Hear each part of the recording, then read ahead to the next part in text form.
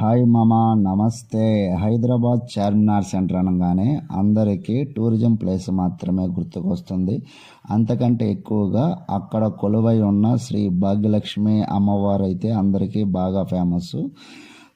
చాలామంది వీడియోలు అయితే చేశారు, చాలామందికి తెలుసు. నేనైతే రీసెంట్గా హైదరాబాద్ వెళ్ళినప్పుడు అదే చార్మినార్ సెంటర్లో బ్యాక్ సైడ్ నుంచి వెళ్ళేటప్పుడు శివాలయం అయితే కనిపించింది. ఇది చాలా పురాణ కాలం నాటి శివాలయం అని నాకు అర్థమైంది.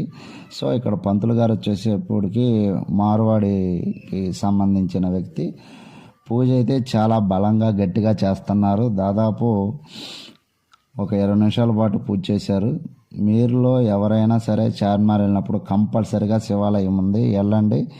అక్కడికి అంత రద్దీ బయట ఉన్నా కానీ లోపలైతే చాలా ప్రశాంతంగా ఉంది. నాకైతే మీరు ఎప్పుడైనా వెళ్తే కంపల్సరిగా వెళ్ళండి.